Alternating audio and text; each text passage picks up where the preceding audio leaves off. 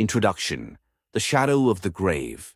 Amongst all the torments that mankind is capable of, the most dreadful of them, and that which nature most shrinks at, is to be buried alive.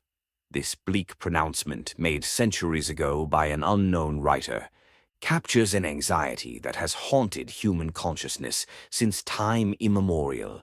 The fear of being entombed while still breathing, of waking to darkness and suffocation, of dying not once, but twice, first in the world, then again, alone and unheard, beneath the earth. This fear has a name, taphophobia, derived from the Greek taphos, grave or tomb, and phobos, fear. In 1891, the Italian psychiatrist Enrico Morselli formally coined the term to describe what he recognized as an extreme and pervasive phobia. But Morselli did not invent the terror. He merely catalogued what had been woven into the fabric of human experience for millennia. This book is a journey into that shadow. Between these pages lie 10 true accounts of individuals who suffered the ultimate nightmare, premature interment. Some were rescued in the final moments, gasping back to life as their coffins were wrenched open. Others were not so fortunate, their skeletons later discovered contorted in desperate, futile struggle, their final agonies etched into bone and coffin lining. Yet before we descend into those harrowing stories, we must understand the world that made them possible.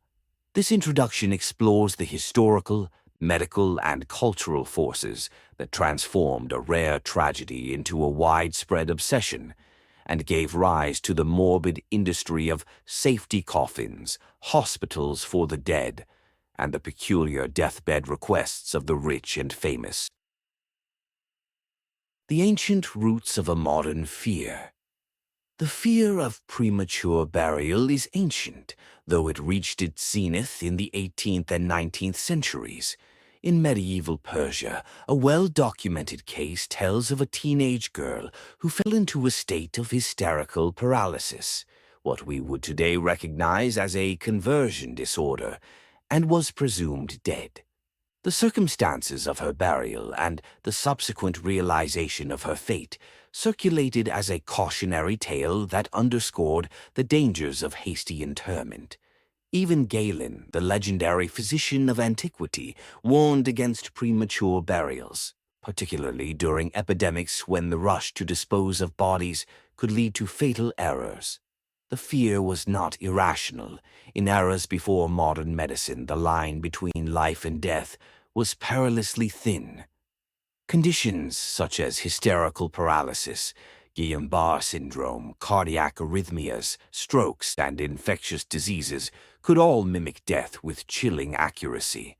A person in a deep coma or suffering from catalepsy might appear to all observers to have passed from this world while remaining fully conscious, trapped within a body that would not respond. Throughout history, cultures have grappled with this uncertainty in different ways.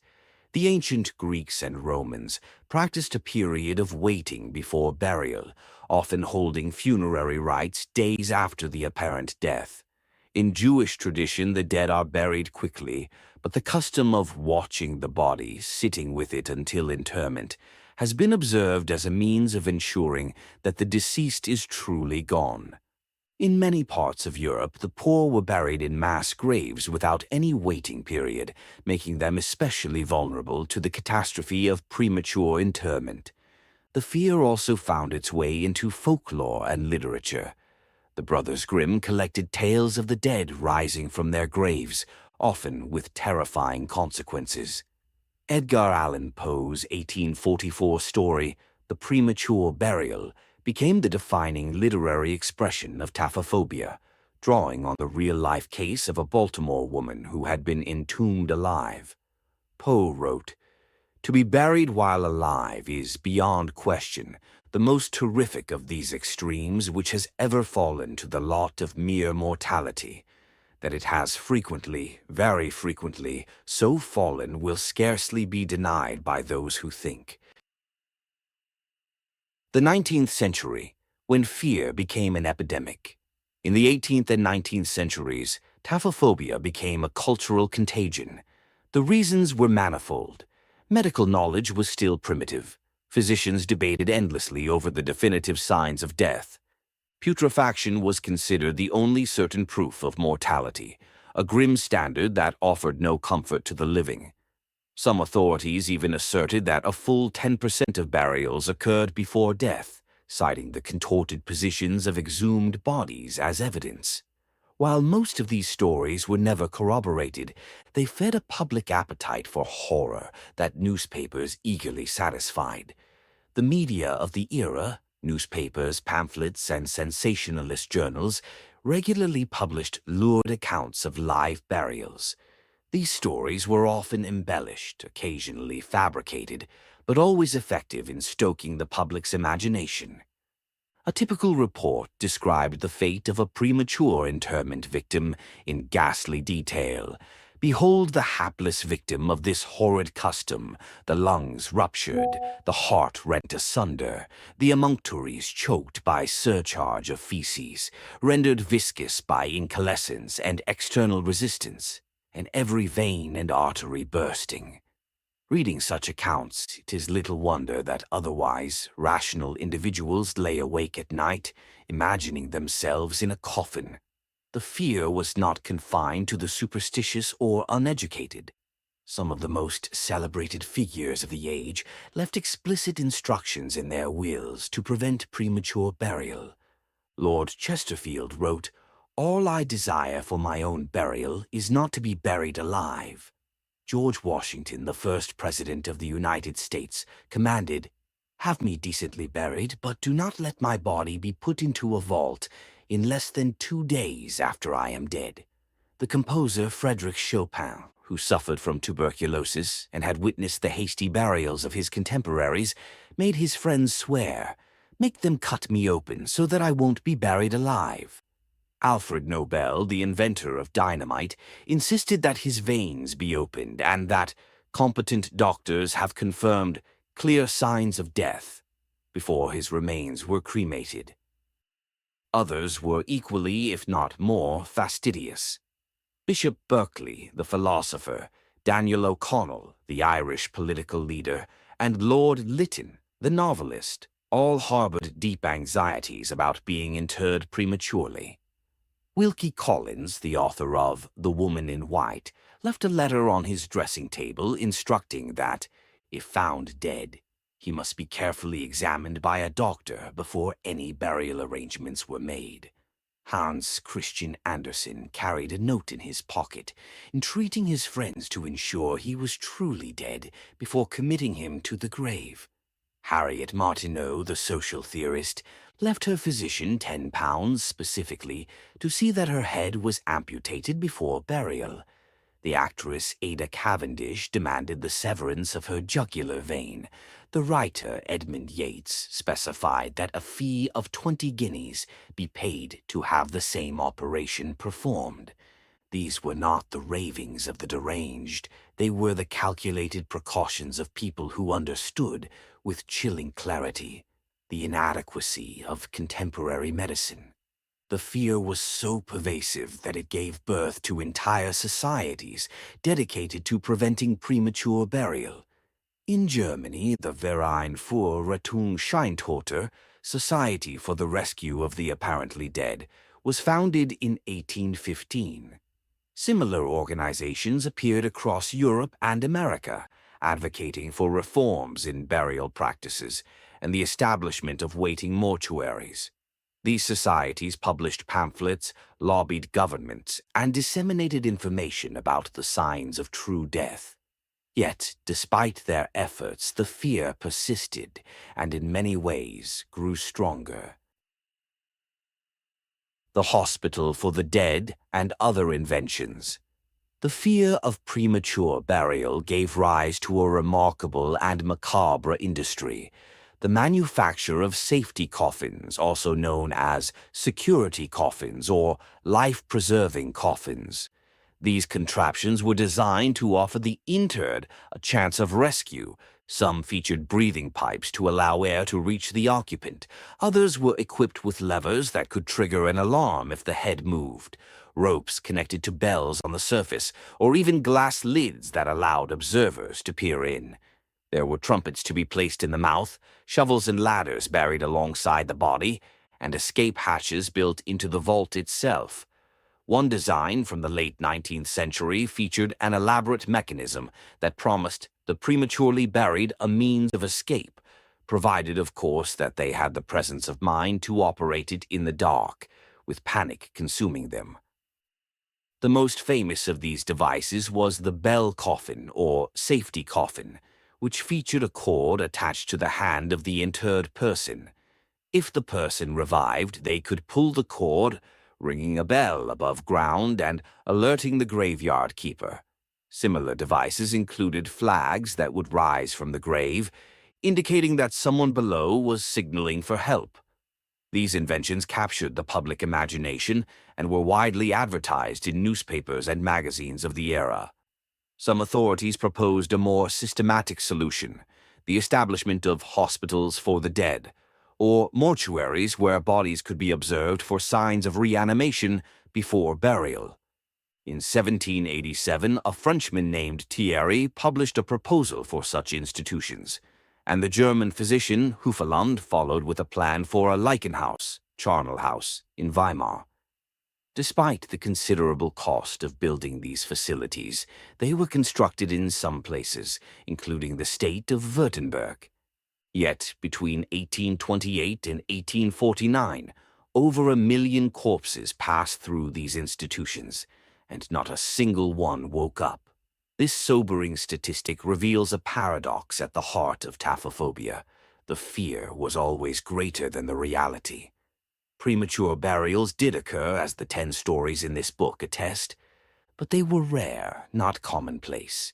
The terror of vivispulture, the clinical term for being buried alive, was fueled less by actual events than by the human imagination, which is always more vivid than reality. Diagnosing death, a perilous art. One of the central problems of the 18th and 19th centuries was the sheer difficulty of determining death.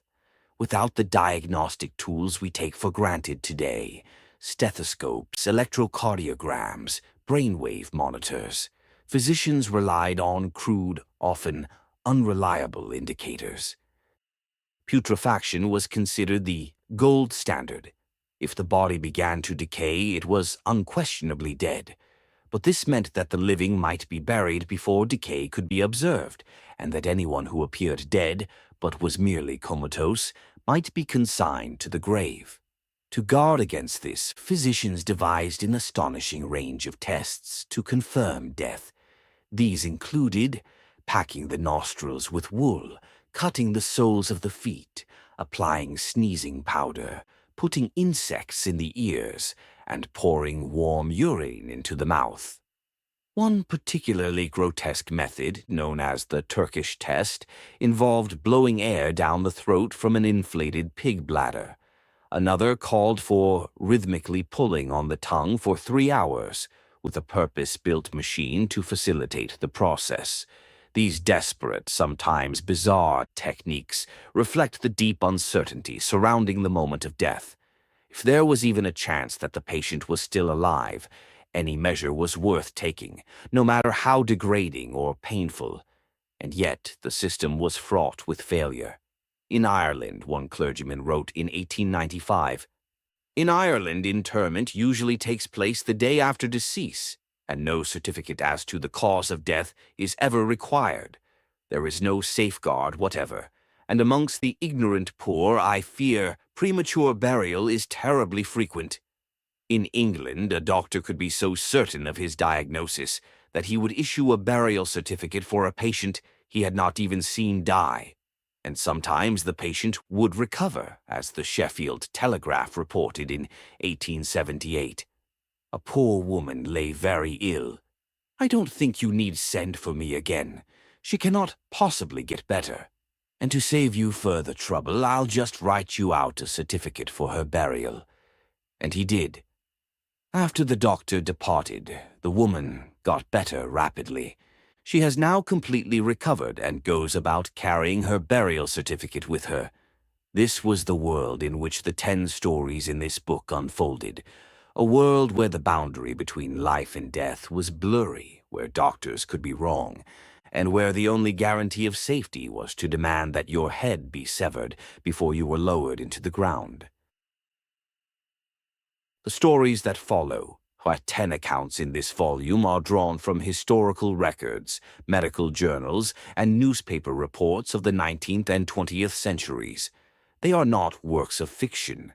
Each case was documented by contemporaries, doctors, coroners, journalists, and family members who were horrified by what they witnessed.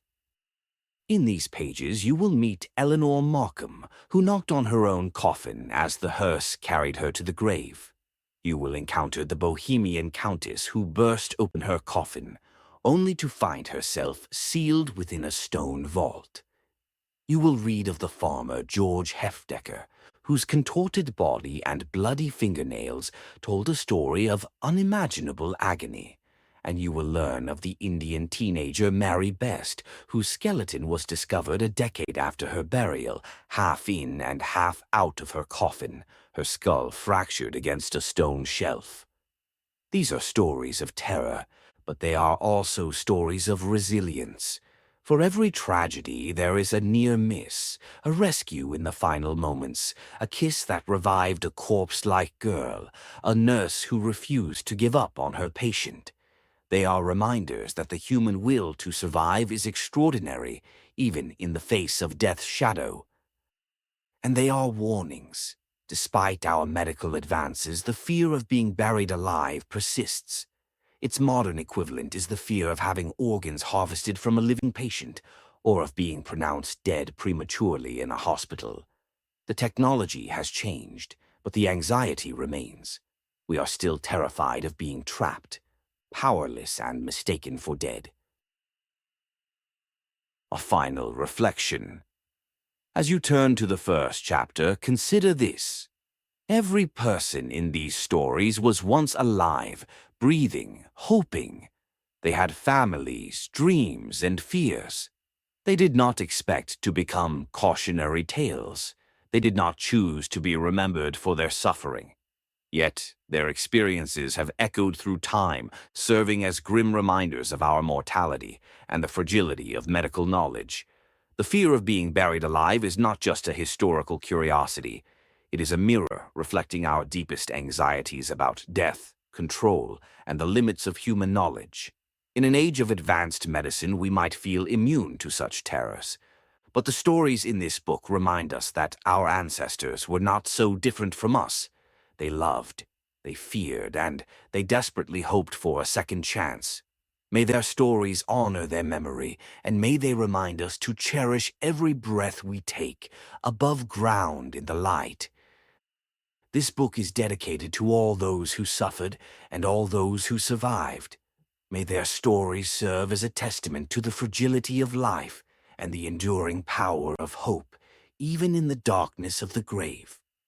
Note: the stories that follow are based on historical accounts. While every effort has been made to verify the details, some records are incomplete, and the exact circumstances may never be known. What remains, however, is the haunting truth that these events occurred, and that those who lived through them could never forget the shadow of the grave. Chapter 1. The Awakening on the Hearse. Eleanor Markham, 1894. In the sweltering summer of 1894, a 22-year-old woman from the quiet village of Sprakiers, New York, became the center of one of the most sensational stories of premature burial in the late 19th century. Her name was Eleanor Markham, and her alleged experience of waking inside her own coffin as it was being carried to the grave captured the public imagination and fueled the era's already intense fear of being buried alive. Whether Eleanor Markham was a real person or a fabrication of the era's sensationalist press remains a matter of historical debate. Within 2 weeks of the story's first appearance, An investigative reporter from the Newburgh Register claimed to have exposed the tale as a hoax, confirming that no person by that name even lived in the area. Yet the story persisted, reprinted in newspapers across the country, and later included in serious medical texts on premature burial, including William Tebb and Edward Vollam's authoritative 1905 volume, Premature Burial and How It May Be Prevented. The case was even mentioned by Bill Bryson in his 2010 book, At Home, A Short History of Private Life. Whether fact or fiction, the tale of Eleanor Markham became a defining cautionary legend of the taphophobia epidemic. The day of the burial. According to the newspaper accounts that spread like wildfire across the United States in July 1894, Eleanor Markham had been suffering from heart trouble for approximately 2 weeks under the care of a Dr. Howard, the family physician. On July 8, 1894, the doctor pronounced her dead. With the summer heat bearing down, the family decided on a swift burial to prevent the rapid decomposition of the body. The coffin was closed and fastened after relatives took their final farewell on the morning of July 10th. But something went terribly wrong. As the undertaker, identified in some reports as A. Jones, and his assistant carried the coffin toward the hearse, the mourners heard a series of muffled sounds coming from within the casket. Distinct knocking and what sounded like faint cries drew their attention. The men set the coffin down and pried open the lid. What they found inside was nothing short of a miracle. "You are burying me alive." When the coffin was opened, Eleanor Markham was found lying on her back, her face white and contorted, her eyes distended with terror. She gasped, "My God, where am I? You are burying me alive." Dr. Howard, who was present at the scene, reportedly responded with calm reassurance. "Hush, child, you are all right. It is a mistake easily rectified." Markham soon fainted from the shock, but after being administered stimulants, she gradually recovered. As word of the incident spread, reporters sought out the woman who had cheated death. In an interview with the Anderson Intelligencer of South Carolina, Markham described the horror of her ordeal in chilling detail. "I was conscious the entire time they were making preparations to bury me, and the horror of my situation is indescribable. I prayed to God to give me strength to knock on the lid once more, and I succeeded. At first I imagined the bearers would not hear me, but when I felt one end of the coffin suddenly open, I knew I had been heard." She had been fully aware of everything happening around her: the final goodbyes of her family, the closing of the coffin lid, the whispers of mourners outside her door.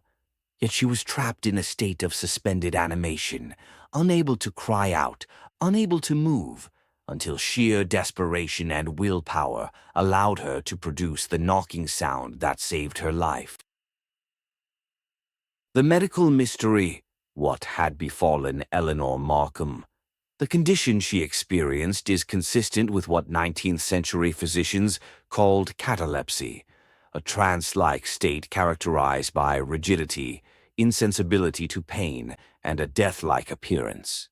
In such a state, the vital signs become so faint that they are undetectable to the untrained observer, and the patient can appear to have died.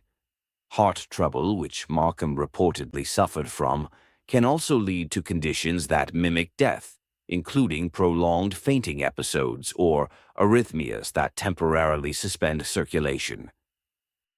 Modern medicine recognizes several conditions that can produce this terrifying state of locked-in awareness, where the individual is fully conscious but unable to move or communicate. Sleep paralysis, certain forms of catatonia, and severe neurological disorders can all render a person helpless to signal their presence. In the 19th century, without the diagnostic tools to distinguish true death from profound unconsciousness, such conditions were a constant source of terror. Markham's case became a cautionary tale, a vivid illustration of the medical uncertainty that plagued the era. The hoax question. Within 2 weeks of the account's first appearing, however, the story of Eleanor Markham was called into question. The Newburgh Register of Newburgh, New York, published an investigation claiming that no person named Eleanor Markham lived in the area, and that the entire tale was a fabrication. The newspaper's investigative reporter had attempted to verify the story and found no trace of the events described. The revelation did little to diminish the story's power. Newspapers reprinted it for decades, and the case was included in serious medical literature as if it were established fact. It became a legend, one of the most famous, averted premature burials of the era, regardless of its veracity. The public's desire to believe and to fear was far stronger than any journalist's fact-checking. Why the story endured. The Eleanor Markham case, even if fabricated, crystallized the central anxieties of the age. It contained all the elements that made premature burial the ultimate nightmare, the horror of being sealed in a coffin, of hearing the rituals of one's own funeral, of being trapped in darkness with only the desperate hope that someone might hear a faint knocking. It also offered a glimmer of hope, a woman who, by sheer willpower, managed to signal for help in the final moment before interment. The story was included in William Tebb's Premature Burial and How It May Be Prevented, a book that advocated for the establishment of waiting mortuaries and the development of safety coffins.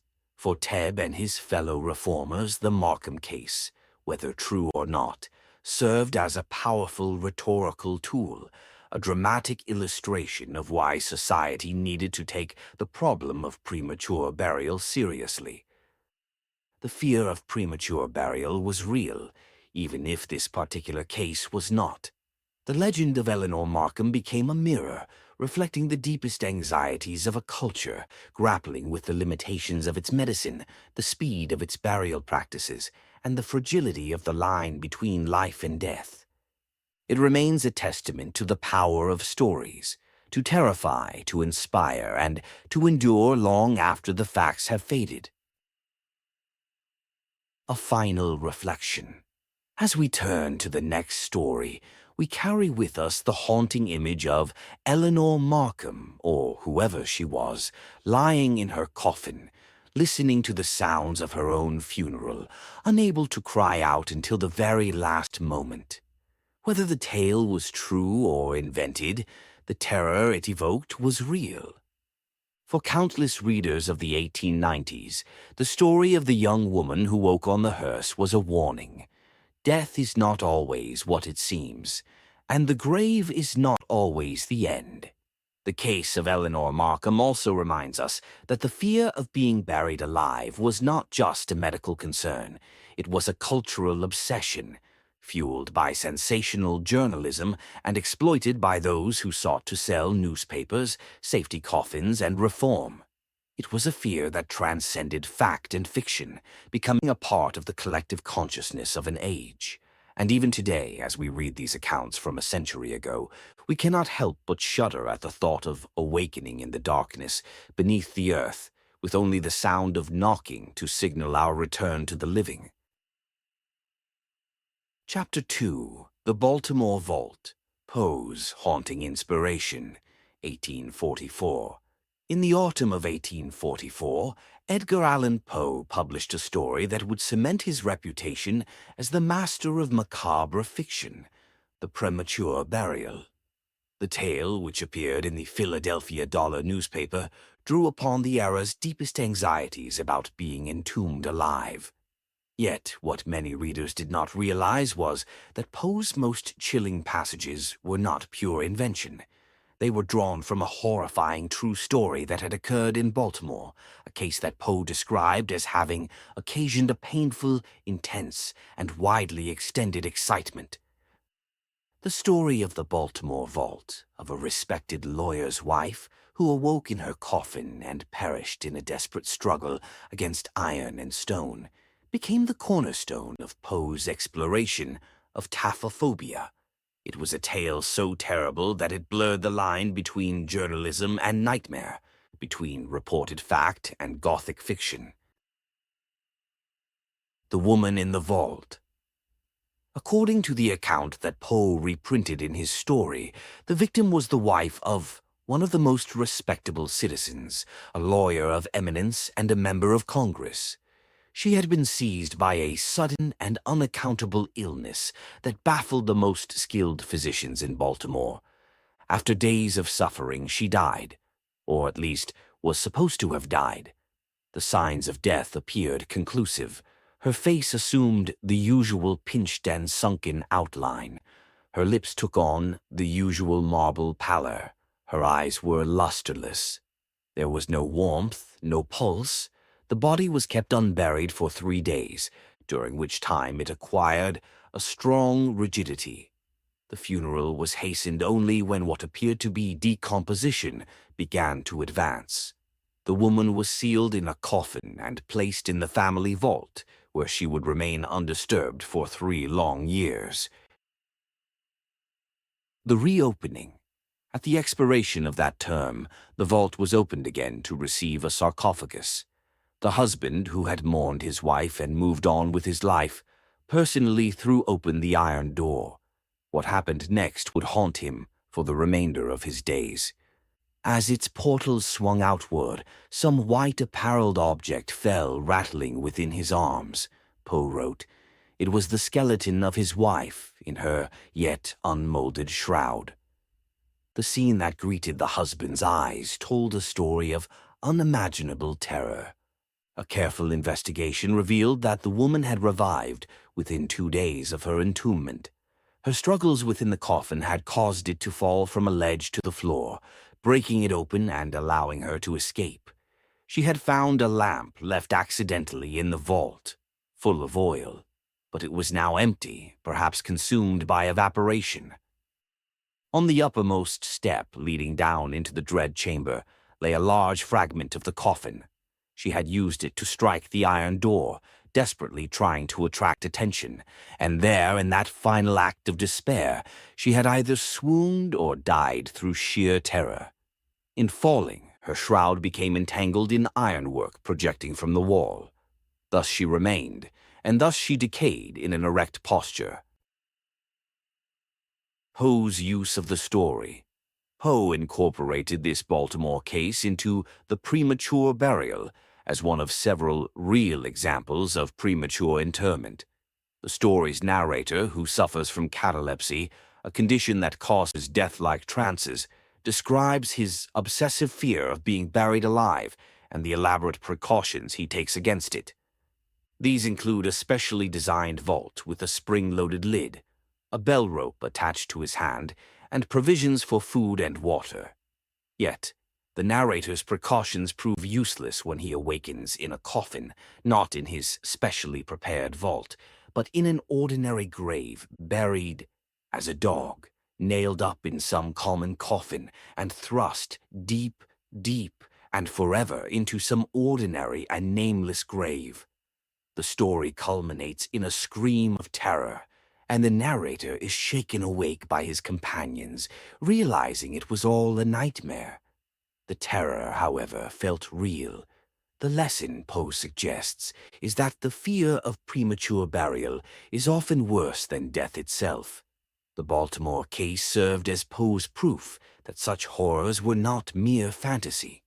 By including it in his story, he blurred the boundaries between journalism and fiction, fact and nightmare. Truth is, indeed, stranger than fiction, he wrote. The fear that drove an industry. The Baltimore vault story, whether wholly true or embellished, reflected a genuine terror that gripped the public imagination. In the same year, Poe published The Premature Burial. A Baltimore inventor named Christian Henry Eisenbrandt advertised a life-preserving coffin in doubtful cases of death. These safety coffins were designed to provide a means of escape or a signal for help for anyone who revived after interment. The fear was not irrational. In an age before definitive medical tests for death, the only sure proof of mortality was putrefaction. Until then, there was always a chance, however remote, that the corpse might be alive. The Baltimore case, with its skeleton entombed in an erect posture, seemed to confirm the worst fears of taphophobes everywhere. The legacy of the Baltimore vault. The story of the Baltimore lawyer's wife has echoed through the decades, becoming a foundational text in the literature of premature burial. Poe's retelling ensured its immortality, transforming a local tragedy into a universal, cautionary tale. But the story also raises questions that can never be fully answered. Who was the woman? What was her name? Why did her husband wait 3 years to reopen the vault? Some details in Poe's account, the lamp left accidentally, the fragment of coffin on the steps, suggest a specific documented case. Yet, no definitive historical record has ever conclusively identified the victim or her family. Perhaps that ambiguity is part of the story's power. The woman in the vault could be anyone: your mother, your sister, your wife. Her fate reminds us of the fragility of the line between life and death, and the terrible consequences of human error. The broader context of fear, Poe himself was intimately familiar with the terror he described. Scholars have noted that he suffered from a sense of oppression and inevitable catastrophe that accompanied his melancholia, and that he may have experienced dreams of smothering due to heart trouble. Whether Poe personally experienced cataleptic episodes is uncertain, but his vivid descriptions suggest a deep psychological identification with the fear of being buried alive. The Baltimore case also reflects a broader cultural anxiety. In the mid-19th century, as medical science struggled to define death with certainty, the public turned to sensational journalism for reassurance and for horror. The story of the woman in the vault was reprinted in newspapers across the country, fueling the very fear it purported to document. Conclusion. The Baltimore vault story remains one of the most harrowing accounts of premature burial ever recorded. Whether the details are entirely accurate or colored by Poe's literary imagination, the terror it evokes is undeniable. The image of a woman awakening in the darkness of a stone vault, breaking free from her coffin and desperately striking an iron door that would never open, then perishing entangled in her own shroud, is a nightmare that transcends the boundaries of time and place. It was this story that inspired Poe's greatest exploration of taphophobia, and it is this story that reminds us that the grave, for all its finality, is not always the end. For those who feared being buried alive, the grave was merely the beginning of a new terror, one that unfolded in darkness, alone, unheard. Chapter 3. The Bohemian Countess. 4 Days in the Vault, 1889. In the late autumn of 1889, a quiet town near Kolin in Bohemia became the setting for one of the most terrifying cases of premature burial ever recorded. A noblewoman, whose identity has been lost to history, but whose fate was documented in contemporary newspapers, was buried in her family vault after a brief and baffling illness. 4 days later, when the vault was opened to receive her granddaughter, mourners were confronted with a scene of such horror that it would be reprinted in medical journals and newspapers across Europe and America. The Countess had regained consciousness within the darkness of her tomb, found strength enough to burst open her coffin, and had then faced the ultimate realization. She was sealed within a stone vault from which there was no escape. Her story, reported in the British Medical Journal and other publications of the era, became a chilling testament to the terror of being entombed alive. A noble death, a swift burial. According to the accounts that spread through the European press in 1889 and 1890, A lady of noble rank residing near Kolin, Bohemia, fell victim to a sudden and perplexing illness. Despite the attentions of the family physicians, her condition deteriorated rapidly. She sank into a state so profound that all signs of life appeared to have ceased. Her breathing was imperceptible, her pulse undetectable. The doctors, faced with the unmistakable appearance of death, pronounced her gone. The family, as was customary in many parts of Europe, prepared for a swift burial. The body was placed in a coffin and sealed within the family vault, a stone chamber designed to hold generations of the noble lineage. There was no reason to suspect that the Countess was anything other than dead. Her eyes were closed, her skin cold, her body still. The vault door was shut and the family mourned. The granddaughter's funeral death is never predictable. Just 4 days after the Countess was laid to rest, tragedy struck the family once more. The granddaughter died unexpectedly, and it was decided to inter her in the same family vault. A procession of mourners made their way to the stone chamber, their grief already compounded by the fresh loss. The iron door of the vault swung open, and the pallbearers stepped inside to prepare the space for the new arrival. What they found in the dim light of the vault stopped them cold. The lid of the Countess's coffin had been thrown open.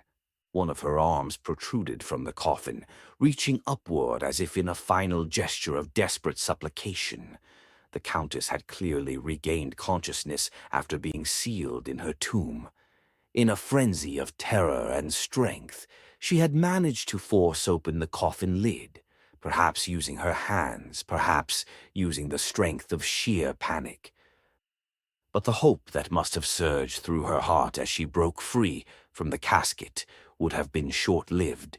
She had escaped her coffin only to find herself sealed within the vault, a chamber made of solid stone, with no means of opening the heavy iron door from within. The darkness would have been absolute, the silence crushing. Her final moments must have been a terrifying realization that she had been given a second chance, only to have it cruelly snatched away. The medical context the Countess's case was not an isolated incident. It was reported in the British Medical Journal on July 22, 1890, as part of a growing body of evidence that premature burial was a genuine, if rare, danger. The medical community of the late 19th century was acutely aware of the difficulty of diagnosing death with certainty. Conditions such as catalepsy, coma, or hysteria could produce a state indistinguishable from death. In the Countess's case, she had likely fallen into a cataleptic state so profound that her vital signs were undetectable by the physicians of the era. The case echoed that of the Bohemian Countess described in other sources, including the 1905 work Premature Burial and How It May Be Prevented by William Tebb and Edward Vollum. These authors documented numerous cases of premature interment and advocated for reforms in burial practices, including the establishment of waiting mortuaries where bodies could be observed for signs of reanimation before burial. The Countess's fate was a powerful argument for such reforms. If a noblewoman with access to the best medical care available could be buried alive, what hope was there for the poor? The horror of the vault, the image of the Countess's arm protruding from her coffin, reaching up into the darkness of the vault, became a symbol of the terror of premature burial. It was a visual testament to the human will to survive, even in the face of impossible odds. The fact that she had managed to burst open her coffin speaks to the extraordinary strength that fear and desperation can unlock. It was not a leisurely awakening. It was a frantic, agonized struggle to escape. The noise of her efforts, the rending of wood, the scraping against stone, would have echoed unheard within the vault. There was no bell to ring, no rope to pull. She was alone, sealed in a chamber of the dead, with only the silence of the grave for company. The Countess's fate was also a reminder of the inadequacy of the safety measures of the time.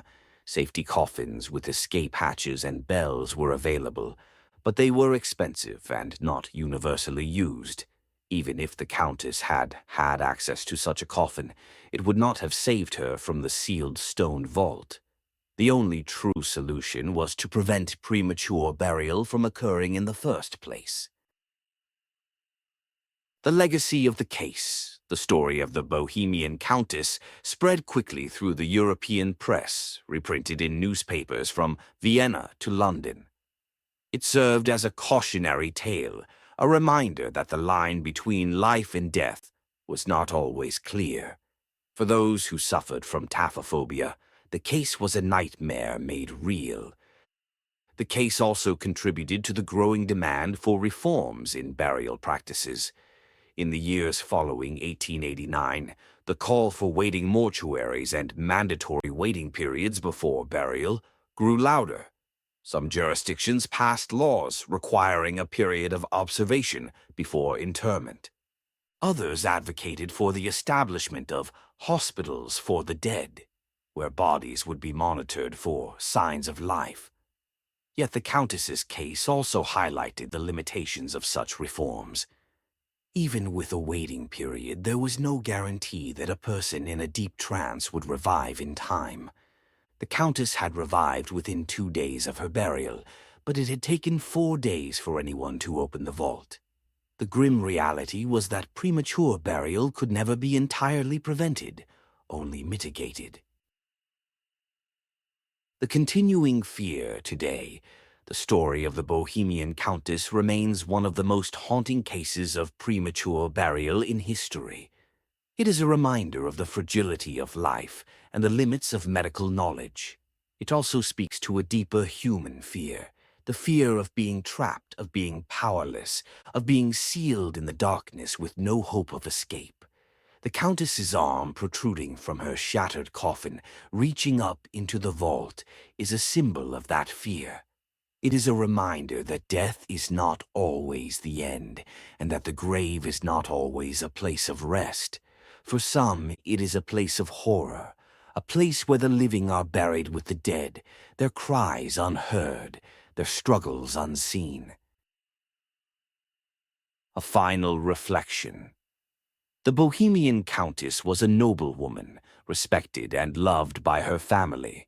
She was buried with the dignity appropriate to her station, in a vault that was meant to honor her memory. Instead, it became her prison, a chamber of horrors from which there was no escape. Her case, along with others documented in this book, serves as a warning. In the 19th century, death was not always certain, and the grave was not always the end. It is a warning that we would do well to remember, even in an age of advanced medicine and diagnostic technology.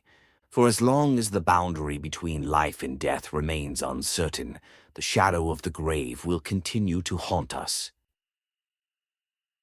Chapter 4. Tragedy in Chiesa the Mother and Child, 1890. In the sweltering summer of 1890, the small Italian village of Chiesa, near Mantua, became the setting for one of the most heartbreaking cases of premature burial ever recorded. The story of Lavrinia Merli, a peasant woman 7 months pregnant, emerged as a haunting testament to the intersection of medical error, human desperation, and the cruelest twist of fate imaginable. When her coffin was opened 2 days after her burial, the scene inside was so shocking that it would be reprinted in medical journals and newspapers across the world, becoming one of the most cited cautionary tales in the campaign against premature interment. A fatal diagnosis. Lavinia Merli, her name sometimes spelled Lavrinia in contemporary accounts, was a peasant woman living near Mantua in the Lombardy region of northern Italy. Like many rural women of her era, she had endured the hardships of agricultural life while carrying the heavy burden of pregnancy. By July 1890, she was in her 7th month of gestation.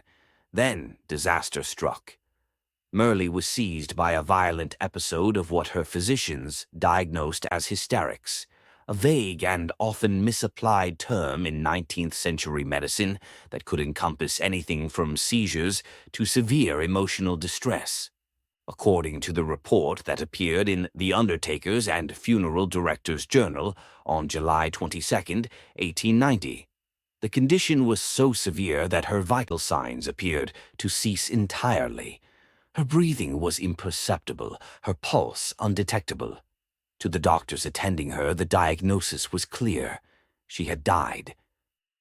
With the summer heat bearing down and no reason to suspect otherwise, the family prepared for a swift burial. Merle was placed in a coffin and sealed within a stone vault on Thursday, July 3, 1890. The rituals of death were observed, the prayers recited, the vault door closed. Lavinia Merle was laid to rest, or so everyone believed. The awakening in the darkness. What happened inside that sealed vault over the next 2 days can only be imagined, and the terror of it is almost beyond comprehension. At some point after the burial, Merle regained consciousness. The woman who had been pronounced dead was alive, trapped in complete darkness, sealed in a coffin, entombed within a stone vault from which there was no escape. In a frenzy of panic and desperation, she fought for her life. Accounts of the discovery later revealed that she had torn her grave clothes in her struggles and had turned completely over in the coffin. The very force of her thrashing against the wooden walls of her casket, the desperate clawing at the lid, the screaming in the suffocating darkness, all of it was ultimately futile. The vault door, heavy and unyielding, could not be opened from within. But Merle's ordeal was not simply a matter of survival. She was 7 months pregnant, and in the horror of her entombment, her body began the process of labor. Whether the trauma of awakening inside a coffin triggered the birth, or whether the physiological processes simply ran their course, the result was the same. In that hellish space, surrounded by the darkness of the grave, Lavinia Merle gave birth to a 7-month-old child. The discovery, by Saturday, July 5, 1890, 2 days after the burial, the vault was reopened. The reasons for this are not entirely clear from the historical record, perhaps to perform a ritual or to prepare the vault for another interment. What awaited those who opened the door was a scene of unimaginable horror. When the coffin was opened for the last time, both mother and child were found dead. The baby had been born alive, or had at least shown signs of life during the birth process, but the air in the sealed coffin would have been rapidly consumed. In the darkness, in the suffocating heat of a July grave, mother and child perished together. The account in the Undertaker's and Funeral Director's Journal concluded with devastating finality. Both mother and child were dead when the coffin was opened for the last time. A brief mention in an 1891 anthology of similar cases notes simply that the child was born dead. The ambiguity of these reports, did the child live for moments or was it stillborn, adds another layer of tragedy to an already unbearable story. The medical context Lavinia Merle's case was not an isolated incident. Pregnant women, particularly those in the later stages of pregnancy, were especially vulnerable to conditions that could be mistaken for death. In the 19th century, obstetric complications such as eclampsia, hemorrhage, and severe anemia could produce states of unconsciousness or suspended animation so profound that even experienced physicians might be deceived. The Italian medical literature of the time documents the particular dangers facing pregnant women at the end of the 19th century.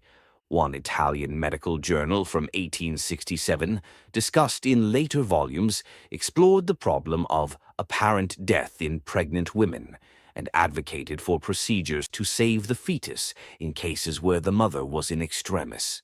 The case of Lavinia Merle starkly illustrated how inadequate these safeguards were. The condition that apparently killed her, hysterics, was a diagnosis of convenience in an era before modern neurology. The term was used to describe a wide range of symptoms, from seizures to paralysis to emotional disturbances. In Merle's case, what was dismissed as hysterics may have been a genuine medical emergency that mimicked death.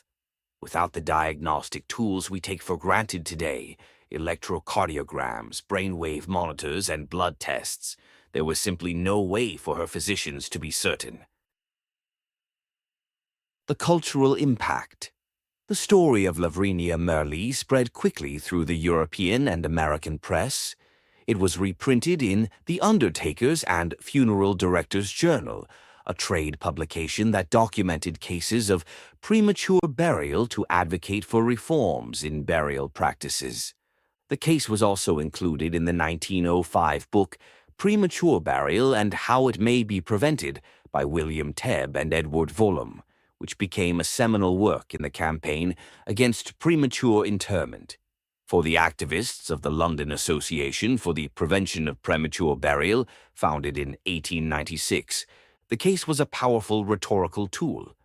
It illustrated not only the horror of being buried alive, but also the particular vulnerability of women and the unborn. In an era when maternal mortality was high and medical care for rural women was often inadequate, the story resonated deeply with a public already primed to fear the grave. The case also found its way into literature. In 2006, the American poet Kimiko Han published a poem titled Like Lavinia, which recounts the tragedy in stark, unflinching verse. Like Lavinia Merle in 1890 in Mohola, Mantua, expired from hysteria and placed in a vault.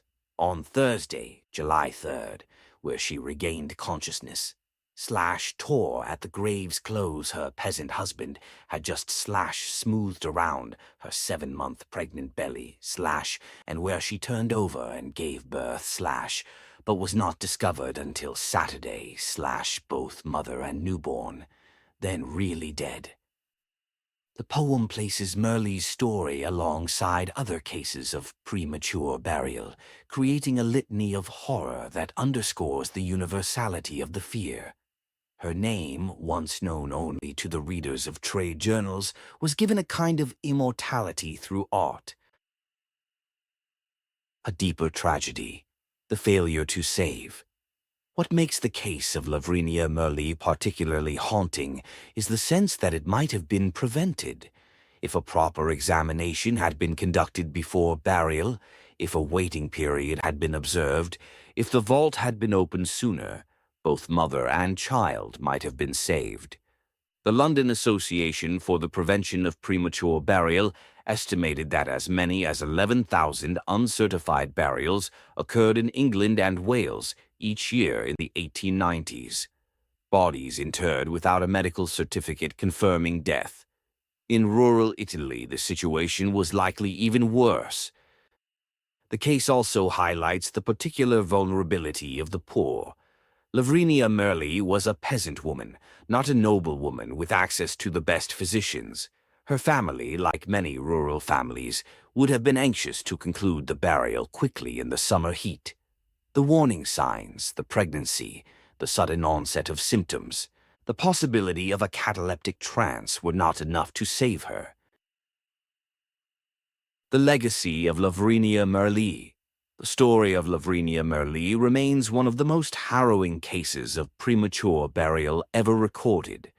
It is a tale of double tragedy, a mother who died in the darkness of the grave and a child who never had a chance to see the light. It is also a reminder of the limits of 19th-century medicine and the courage of those who fought to reform it. Her case, along with the others in this book, helped drive the movement for burial reform. The London Association for the Prevention of Premature Burial lobbied Parliament for legislation requiring medical certification of death and establishing waiting mortuaries where bodies could be observed for signs of life. Though their efforts were only partially successful, They raised public awareness of the dangers of premature interment and contributed to the development of more reliable methods for diagnosing death. Today, Lavrinia Merle's story serves as a cautionary tale, a reminder that the line between life and death is not always clear and that the most vulnerable among us are often the most at risk. It is also a testament to the human will to survive, even in the face of impossible odds. A final reflection, the image of Lavrinia Merle lying in the darkness of her coffin, struggling against the grave clothes that bound her, turning over to give birth in the suffocating heat of a July vault, is one of the most tragic in the history of premature burial. The discovery of mother and child, both dead when the coffin was finally opened, adds a layer of poignancy that is almost unbearable. It is impossible not to wonder what Merle felt in her final moments. Did she know she was giving birth? Did she hear her child cry? Was she aware that the darkness was closing in, that the air was running out, that her life and the life of her baby were ending together in a stone vault, in a small Italian village, unheard and unseen? The questions are unanswerable. All that remains is the story, preserved in the dry language of a trade journal, passed down through the decades, a reminder of a tragedy that should never have happened. In the next chapter, we turn to the story of George Heftiker, a farmer whose fate was equally horrifying, and whose discovery after just 4 days in the grave would reveal the desperate struggle of a man who had been buried alive. Note, while the story of Lavrinia Merle was widely reported in contemporary trade journals and medical publications, some details of the case, including the exact location of Chiesa and the full extent of the events inside the coffin, remain unclear. What is certain is that her case became one of the most cited examples of premature burial in the reform literature of the late 19th century. Chapter 5. The Farmer's Agony. George Heftiker, 1891. In late October 1891, the city of Erie, Pennsylvania, became the scene of a discovery so horrifying that it would be reprinted in newspapers across the nation. The story of George Heftiker, a farmer from nearby Green Township, emerged as one of the most graphic and disturbing cases of premature burial ever recorded. When his casket was reopened 4 days after interment, the scene inside told a story of unimaginable suffering. The body turned over, clothing torn to shreds, fingernail marks gouged into the face and throat, and fingers bitten off in a frenzy of despair. The case of George Heftiker became a cautionary tale that would haunt the public imagination for generations, a grim reminder that the line between life and death was not always as clear as physicians believed. A sudden death. George Heftiker was a farmer living in Green Township, just outside Erie, Pennsylvania. In October 1891, he apparently died very suddenly of what was believed to be heart failure. There was no reason for his family or his physicians to suspect anything other than a natural death. Heftiker was pronounced dead, and preparations were made for his burial. The family, like many rural families of the era, faced practical considerations. They had not yet purchased a family plot in the cemetery. As was customary in such situations, Heftiker's body was placed in a casket and temporarily interred in a neighbor's lot in Erie Cemetery, pending the purchase of a permanent family burial ground. It was a common practice, one that allowed families time to make arrangements while ensuring that the deceased was laid to rest with dignity. The body was buried 4 days after Heftiker's apparent death. The funeral was conducted, prayers were recited, and the casket was lowered into the ground. The family mourned, believing that George Heftiker had passed from this world, his suffering over. The transfer days. Later, the family purchased their own plot in the same cemetery. Arrangements were made to transfer Heftiker's remains from the neighbor's lot to the newly acquired family burial ground. It was a routine procedure, one that was conducted with respect and solemnity. But when the casket was exhumed and opened at the request of the family, what they saw stopped them cold. The body had turned over onto its face. The interior of the casket bore unmistakable traces of a terrible struggle, a struggle with death in its most terrifying shape. Heftiker had clearly regained consciousness after being sealed in his coffin, buried in the darkness of a Pennsylvania grave, and then, in the suffocating silence, he had fought for his life. The horrifying discovery. The scene that greeted the family and the undertakers was one of almost unimaginable horror. The features of George Heftiker were distorted and blood-covered, bearing agonizing evidence of the ordeal he had endured. The clothing about his head and neck had been torn into shreds, as had the lining of the coffin itself. The bloody marks of fingernails on his face, throat, and neck told the story of his terrible despair. In the darkness of the grave, unable to escape, Heftiker had clawed at his own flesh in a frenzy of panic and agony. Several of his fingers had been entirely bitten off, and his hands were torn by his own teeth until they scarcely resembled those of a human being. The image is almost too terrible to contemplate. A man waking in a coffin, sealed in darkness, unable to breathe, unable to cry out. His instinctive struggle for freedom, the frantic clawing at the wooden lid, the desperate biting of his own flesh when nothing else could be done. The horror of it is beyond words. The newspaper account concluded with a chilling understatement. The body had been turned over on its face, and the interior of the casket bore traces of a terrible struggle with death in its most terrible shape. The medical context, Heftiker's case was not an isolated incident. In the late 19th century, the fear of premature burial was reaching its peak. The medical community was acutely aware of the difficulty of diagnosing death with certainty. Conditions such as catalepsy, coma, or heart arrhythmias could produce a state indistinguishable from death, and there were no reliable diagnostic tools to distinguish true death from profound unconsciousness. Indeed, the very same newspapers that reported Heftiker's tragic fate often ran articles discussing the ever-present peril of premature interment. One such article, published in the Salt Lake Herald in January 1891, noted the case of George W. Fay of Hamilton, New Jersey, who was so haunted by the fear of being buried alive that he compelled his relatives to plunge a dagger into his heart before burial. The article also recounted the disturbing practice of a Virginia family who, after discovering that a family member had been buried alive, adopted the custom of stabbing each deceased relative through the heart to ensure they were truly dead. The fear was not irrational. As the same article noted, there were numerous authentic instances of people who had escaped premature burial by the merest accident. The story of a young woman in Elkhart, Indiana, who sat up in her coffin while mourners were viewing her body, was just one example.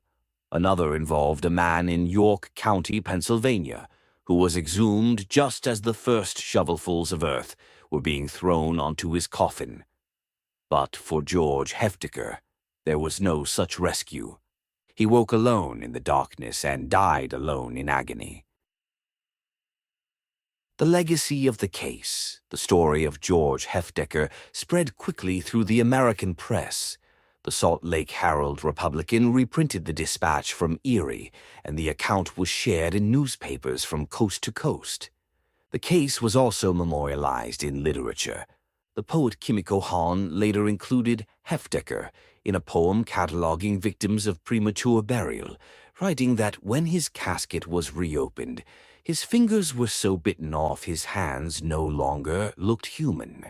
For the growing movement to prevent premature burial, the Heftiker case was a powerful argument for reform. The London Association for the Prevention of Premature Burial, founded in 1896, would have pointed to cases like Hefteker's to advocate for mandatory waiting periods before burial, the establishment of hospitals for the dead, where bodies could be observed for signs of life, and the development of reliable methods for diagnosing death. A final reflection. The story of George Hefteker remains one of the most graphic and disturbing accounts of premature burial in the historical record. It is a story of a man who died not once, but twice, first when he was pronounced dead by his physicians, and then again 4 days later when he woke in his coffin and realized that he had been sealed in the darkness of a Pennsylvania grave. His final moments, the struggle, the scratching, the biting, the tearing of flesh and clothing, are almost too terrible to contemplate. Yet, they remind us of the fragility of life, the limits of medical knowledge, and the enduring power of the human will to survive, even in the face of impossible odds. John Hefteker was a farmer, a husband, a father.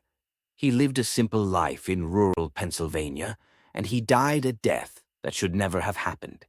His story is a testament to the terror that taphophobia represents, the terror of being trapped, of being alone, of being sealed in the darkness with no hope of rescue. Chapter 6. The Russian Peasant Girl, Antonova's Final Moments, 1894. In the vast, snow-covered landscape of Imperial Russia, where the poor lived and died largely unnoticed by the world, a tragedy unfolded in 1894 that would become a testament to both the cruelty of bureaucratic indifference and the terror of premature burial. The story of Antonova, a peasant girl from the village of Tiobine, near St. Petersburg, emerged as one of the most haunting cases of the era, a tale of hope discovered and then extinguished by the very systems meant to protect the living. The details, preserved in the reform literature of the period, speak of a young woman who was buried after being pronounced dead, whose cries for help were heard during her own funeral, and whose salvation was lost to bureaucratic delay. It is a story that illustrates with chilling clarity the gap between the fear of premature burial and the measures taken to prevent it. A peasant's death. The village of Tiobine lay somewhere in the vast countryside surrounding St. Petersburg, a region of forests, frozen rivers, and scattered peasant settlements. The girl, known only as Antonova, her full name has been lost to history, lived a life of rural poverty, one of millions of serfs and free peasants who populated the Russian Empire in the late 19th century. Her death, when it came, was sudden, perhaps the result of a fever, a seizure, or one of the many illnesses that swept through peasant communities with devastating regularity. The local physicians or village elders pronounced her dead. Perhaps they checked for breath, for pulse, for the flutter of an eyelid. Finding none, they prepared her for burial. The coffin was made, the grave was dug, and the funeral procession made its way to the cemetery. It was a scene repeated countless times across the Russian countryside. A young life extinguished, a family in mourning, a community gathering to pay its last respects. But this funeral was different. This time the dead would speak. The cries from the coffin. As the funeral service commenced at the cemetery, the grave diggers who had been preparing the final resting place heard something that froze them in their tracks. From within the coffin, buried or about to be buried, came unmistakable sounds, moaning, perhaps even cries for help. The girl was alive, trapped in her coffin, sealed in the darkness, desperately signaling her presence to the world above. Accounts of such moments are almost unbearable to read. Imagine the scene, the priest intoning his prayers, the mourners weeping, the wind blowing across the frozen ground, and beneath it all, the faint but unmistakable sounds of a living person begging to be released. The gravediggers would have exchanged horrified glances. Then, instead of acting immediately, they made a decision that would cost Antonova her life. The bureaucratic fatal delay. Rather than breaking open the coffin on the spot, the gravediggers and mourners, or perhaps the officials in charge of the burial, did something that seems incomprehensible to modern sensibilities. They rushed to find a doctor and government officials to formally verify what they already knew, that the girl was alive. It is difficult to understand this decision without considering the context of the time. In Imperial Russia, as in many countries, there were strict procedures governing burials. Opening a coffin without authorization might have been seen as a violation of the law or of a religious custom. Perhaps the officials felt that only a doctor could confirm the sounds from the grave, or that only an official could authorize the exhumation. Whatever the reasoning, the result was the same. Precious minutes, perhaps hours, were lost while the authorities were summoned. By the time they returned and the coffin was finally opened, it was too late. The girl who had been heard moaning, who had been desperately signaling for help, was truly dead. The air in the coffin had run out. The hope that had been kindled by the gravedigger's discovery was extinguished. Antonova had perished alone in the darkness, while her would-be rescuers were delayed by the machinery of bureaucracy. The reformers' response, the case of Antonova, like so many others documented in this book, became a powerful tool for the movement to reform burial practices. In Britain, William Tebb, a merchant and social reformer who had campaigned against compulsory vaccination and other public health policies, turned his attention to the problem of premature burial. In 1905, Tebb co-authored Premature Burial and How It May Be Prevented with Edward Parry Vollum, a comprehensive catalogue of cases that argued for safeguards like mandatory waiting periods and the establishment of waiting mortuaries where bodies could be observed for signs of life. Tebb and Vollum estimated that as many as 11,000 uncertified burials occurred in England and Wales each year in the 1890s, bodies interred without a medical certificate confirming death. The case of Antonova, with its fatal bureaucratic delay, was a perfect illustration of the dangers they sought to prevent. If there had been a waiting period, if a doctor had been present at the graveside, if the officials had allowed the gravediggers to act immediately, the girl might have been saved. The reformers also pointed to a broader problem: the medical profession's over-reliance on untested assumptions about the signs of death. In the late 19th century, the only reliable proof of death was putrefaction, a grim standard that meant the living could be buried while awaiting signs of decay. The reformers argued for a more scientific approach, including the establishment of hospitals for the dead, where bodies could be observed, and the development of reliable methods for diagnosing death. The continuing problem. The tragedy of Antonova was not an isolated incident. Similar cases were reported across Europe, often involving the same fatal pattern: signs of life heard from the grave, followed by delays in rescue, followed by death. A case from Mode, near Toulouse, in 1912, reported by the New Zealand Herald, describes a farmer who was supposed to have died suddenly and was buried. When gravediggers heard groans from the coffin, they stopped work and sent for a doctor. But by the time the coffin was raised and opened, the body, which was still warm, had moved, and the doctor's efforts at artificial respiration were too late. The pattern was always the same. The victim was pronounced dead by someone without the training or equipment to be certain. The burial took place too quickly. The cries from the grave were heard, but the rescue was delayed by bureaucracy, by fear, by the simple absence of a clear protocol for what to do when the dead spoke. And then the final tragic discovery: a body still warm, a struggle evident in the torn shroud, a life that might have been saved. A final reflection. The story of Antonova is particularly poignant because it offers a glimpse of hope, the moment when the grave diggers heard her moaning, the possibility that she might be saved, the chance for a miracle. But that hope was denied by the very systems meant to protect the living.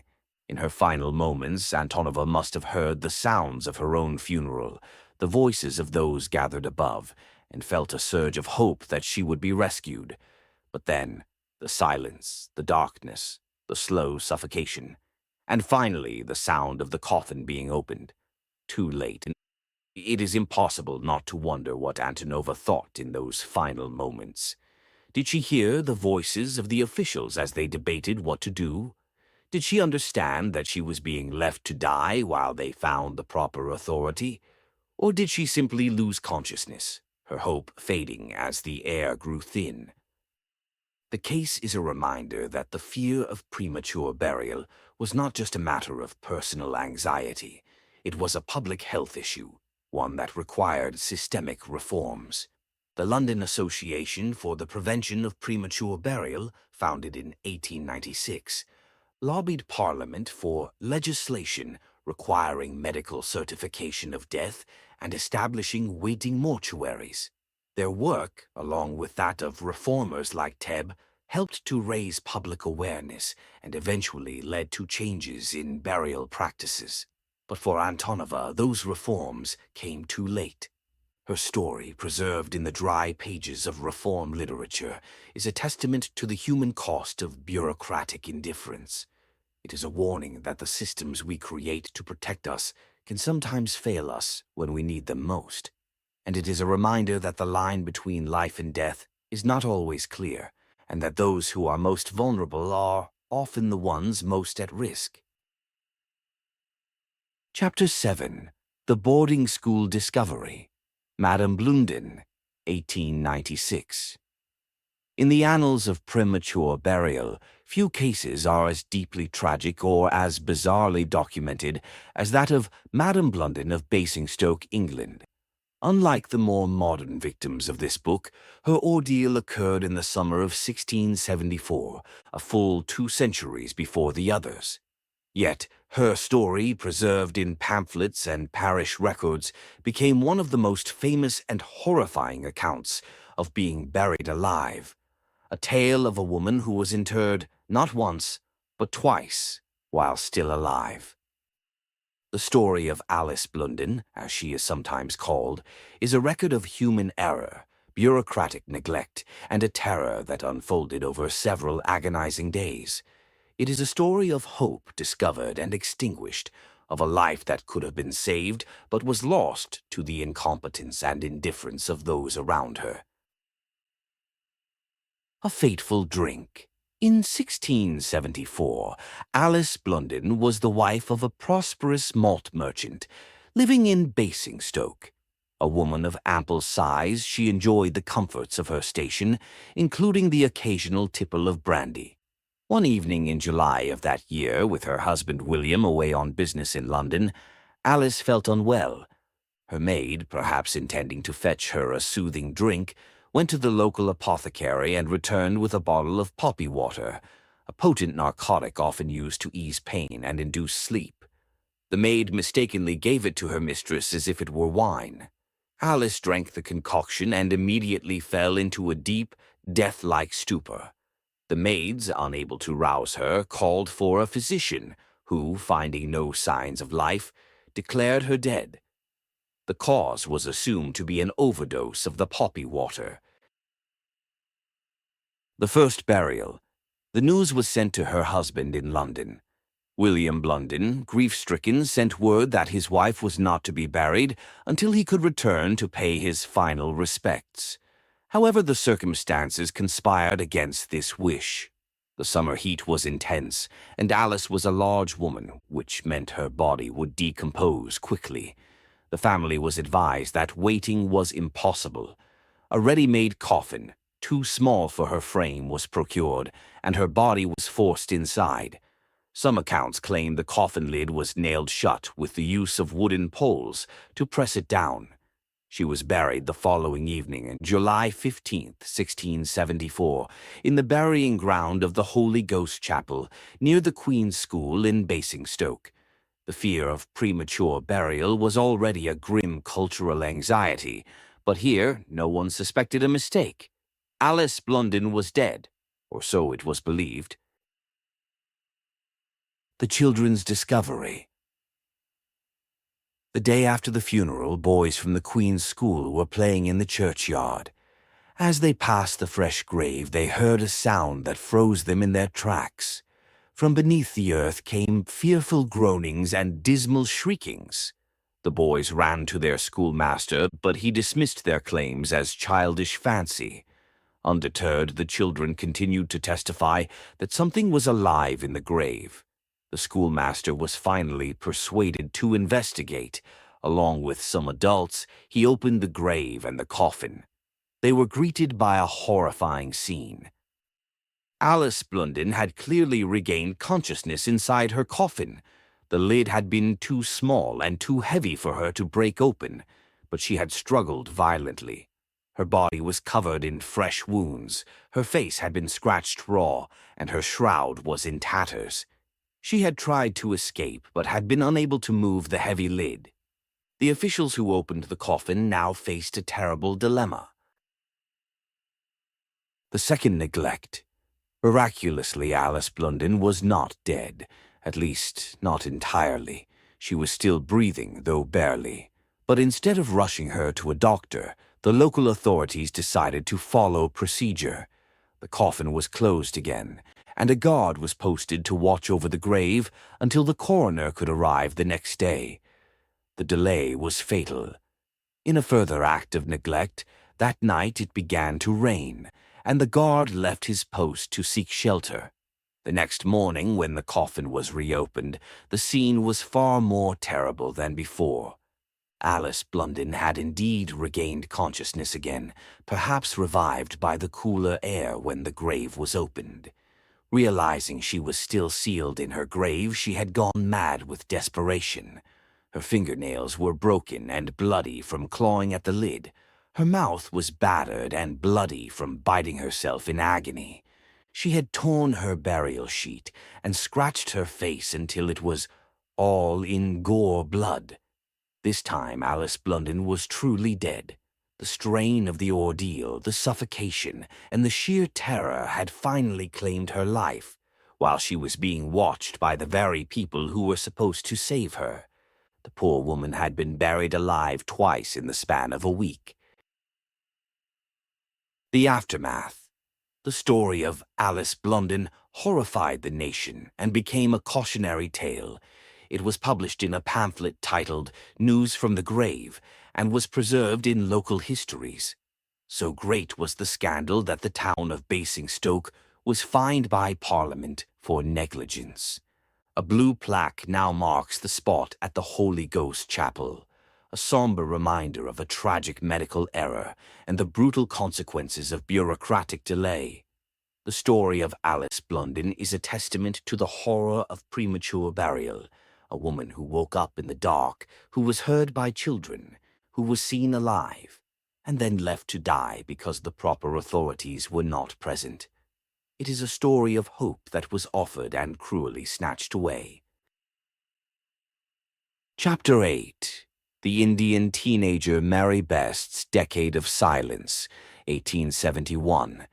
In the sweltering heat of Calcutta in 1871, a 17-year-old girl named Mary Best became one of history's most tragic victims of premature burial. Her story, discovered a full decade after her interment, reveals a nightmare of unimaginable proportions. A young woman who woke in her coffin, fought her way free, and perished alone in the darkness of a stone vault. The details of her fate, preserved in the annals of taphophobia literature, stand as one of the most haunting accounts of being buried alive ever recorded. A lonely death. In Calcutta, Mary Best was the adopted daughter of Mrs. Moore Chu, living in the French quarter of Calcutta during the height of the British Raj. Her life was already marked by abandonment. Her adoptive mother had fled India months earlier under mysterious circumstances, leaving Mary behind. The reasons for Mrs. Chu's sudden departure would later prove chillingly significant. In the summer of 1871, Mary contracted cholera, the deadly waterborne disease that ravaged India's population with terrifying speed. She endured hours of agonizing stomach cramps and violent sickness. Her pulse weakened, her strength faded, until a doctor pronounced her dead. Cholera victims were buried with haste, often within hours, to prevent the spread of disease.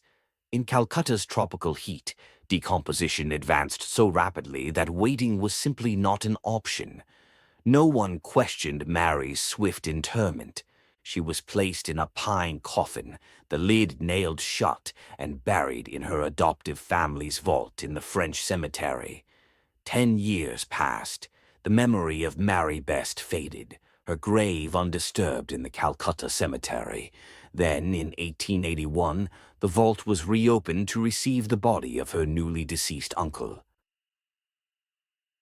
The discovery what the undertaker and his assistant found inside that vault would haunt them for the rest of their lives. The lid of Mary's coffin, which had been securely nailed shut a decade earlier, lay on the floor. Her skeleton was half in, half out of the coffin, frozen in a posture of desperate escape. The right side of her skull bore a large, ugly fracture, and the fingers of her right hand were bent as if clutching at something, perhaps her own throat. Her clothes were torn, shredded by her own hands. The scene told a story of terror beyond imagination. Mary had not been dead when she was nailed into her coffin. She had fallen into a coma, a common state for cholera victims. Some hours or days later, she had awakened in complete darkness, alone, sealed in a wooden box, buried beneath the earth. The struggle, the utter horror Mary endured in those final moments can barely be conceived. Her futile screams for help, her desperate pounding against the coffin lid, her realization that no one could hear her. Then, summoning every ounce of strength, she pushed against the lid with all her might. Straining every muscle, she eventually burst it open. Now she faced a new terror. The vault was pitch black, a stone chamber with no means of escape. 2 theories exist about what happened next. Perhaps the effort of breaking open the coffin was so great that she fell forward, exhausted or fainting, and struck her head on a stone shelf, dying instantly. Or, more horrifyingly, she went mad with terror, tore at her clothes, tried to throttle herself, then banged her head against the stone and died. Either way, the result was the same. Mary Best, who had survived her own burial, perished alone in the darkness of a sealed vault, trapped among the dead. The grim backstory. The revelation of Mary's fate was followed by another chilling discovery. It transpired that the doctor who had certified her death had much to gain by her demise. He had twice tried to kill Mary's adoptive mother, likely in an attempt to get his hands on her money, which was why Mrs. Chu had fled India. Mary might even have witnessed his actions. Whether the doctor deliberately misdiagnosed her death to cover his crimes or simply took advantage of a convenient accident will never be known. The legacy Mary Best's story became one of the most cited cases in the literature of premature burial. Her decade of silence, her desperate struggle, her lonely death in the darkness, all served as powerful arguments for reform. If a 17-year-old girl could be buried alive, anyone could.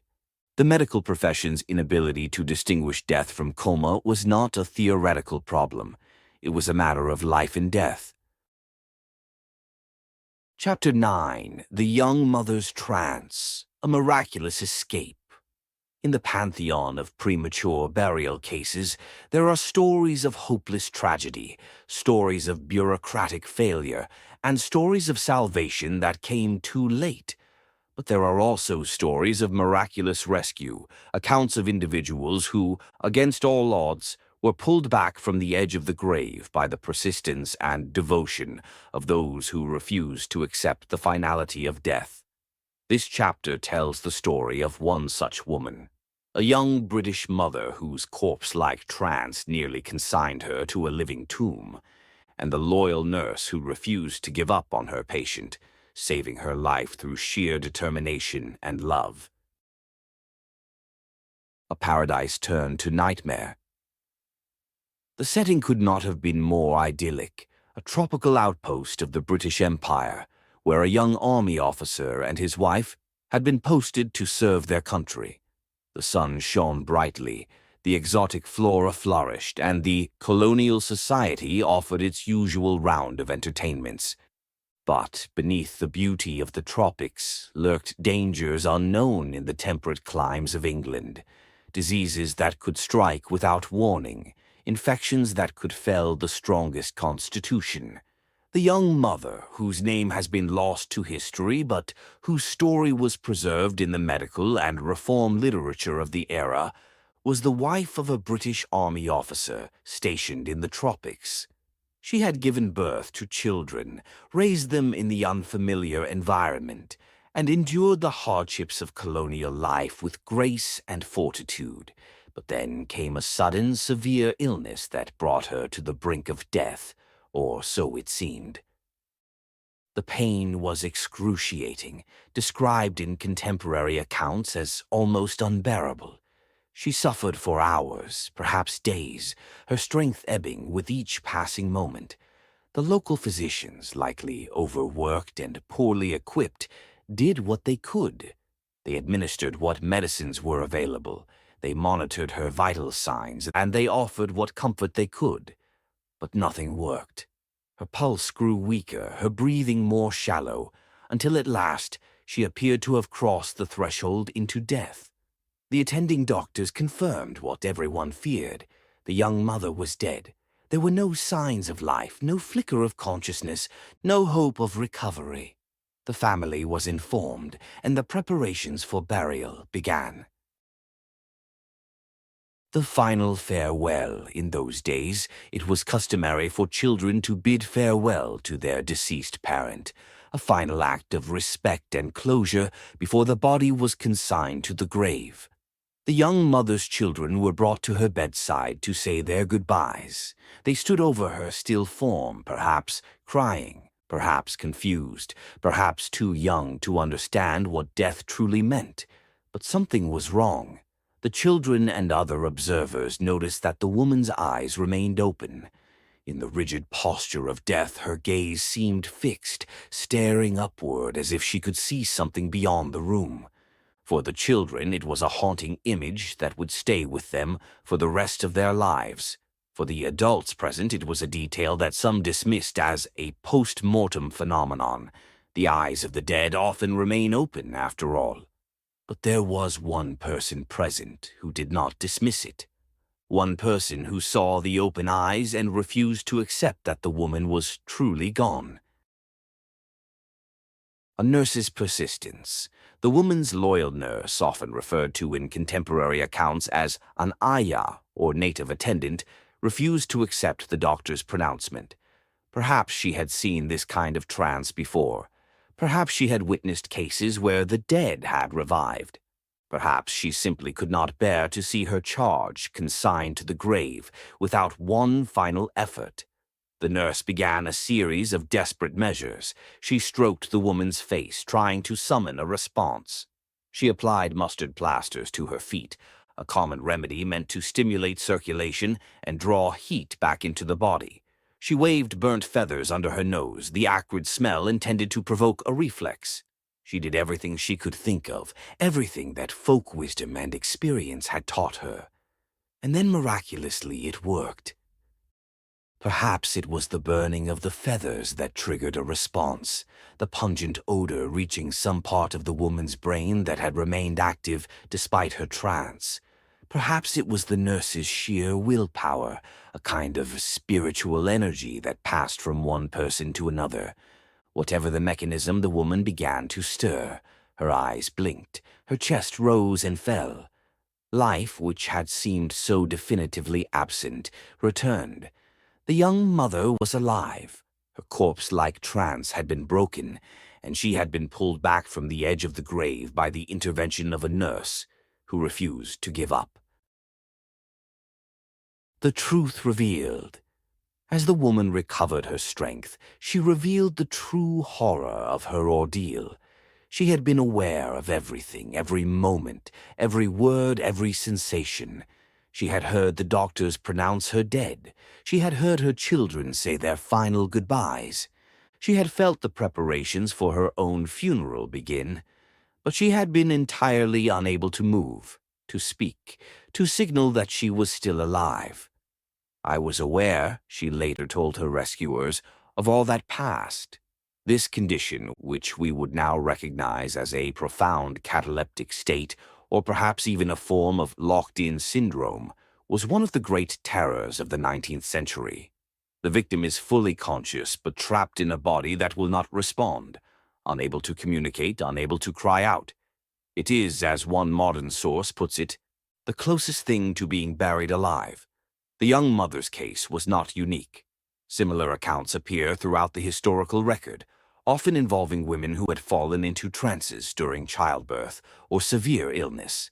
The French novelist Émile Zola later described a woman who was buried alive in a dead body but could communicate via eye movements, a phenomenon that would not be formally described by medicine until the 1960s.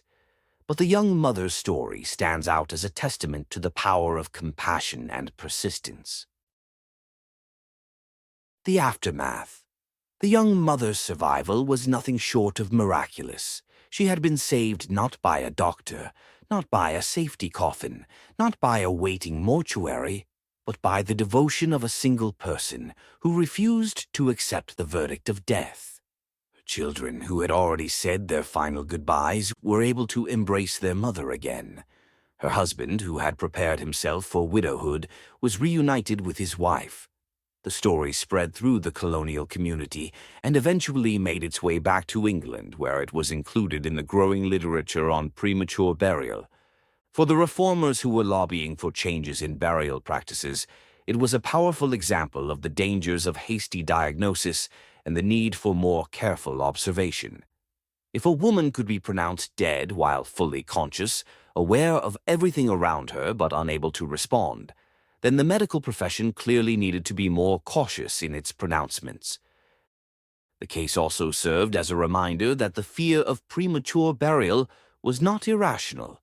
The young mother had experienced the terror of being trapped in her own body, unable to signal that she was alive. If the nurse had not persisted, she would have been buried, still conscious, still aware, suffocating slowly in the darkness of the grave. The medical context the young mother's case illustrates the diagnostic uncertainty that plagued 19th century medicine. Without the tools we take for granted today, stethoscopes, electrocardiograms, brainwave monitors, physicians relied on crude indicators of death. The absence of visible respiration or a palpable pulse was often considered sufficient proof. But, as the young mother's case demonstrates, these indicators could be misleading. The condition she experienced, sometimes called catalepsy, sometimes called a trance state, could be caused by a wide range of factors: severe infection, emotional trauma, childbirth complications, or exposure to tropical diseases. In her case, the severe pain she had endured may have triggered a protective mechanism, a kind of shutdown that allowed her body to survive, while her consciousness remained intact. When the nurse's ministrations broke the trance, she was able to return to full awareness. A final reflection. The story of the young mother is a tale of hope, a beacon of light in a book filled with darkness and despair. It reminds us that the human will to survive is powerful, that love and devotion can overcome even the most dire circumstances, and that sometimes the greatest heroes are not the doctors or the officials, but the humble nurses who refuse to give up on their patients. But it also serves as a warning. The young mother survived because someone noticed, someone persisted, someone refused to accept the appearance of death as proof of its reality. How many others, we wonder, were not so fortunate? How many were buried alive because no one persisted? No one noticed the flicker of life in their open eyes.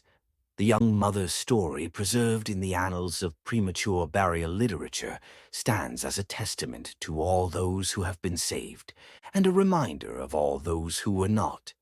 It is a story that makes us grateful for the medical advances that have reduced the risk of premature burial to near zero, but also a story that makes us humble, for the boundary between life and death is not always clear, and the shadow of the grave still lingers, even in the light. Chapter 10. The Girl Who Kissed Her Back to Life, Eliza Roy.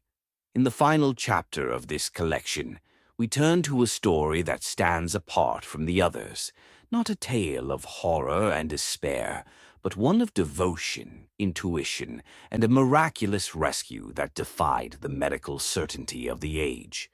The story of Eliza Roy, a 25-year-old woman who was kissed back to life by a friend who refused to believe she was dead, is one of history's most remarkable cases of averted premature burial. It is a testament to the power of love, the limits of medical knowledge, and the thin, uncertain line that separates life from death. A life haunted by nervous attacks. Eliza Roy lived in the countryside near Geneva, Switzerland, in the mid-19th century.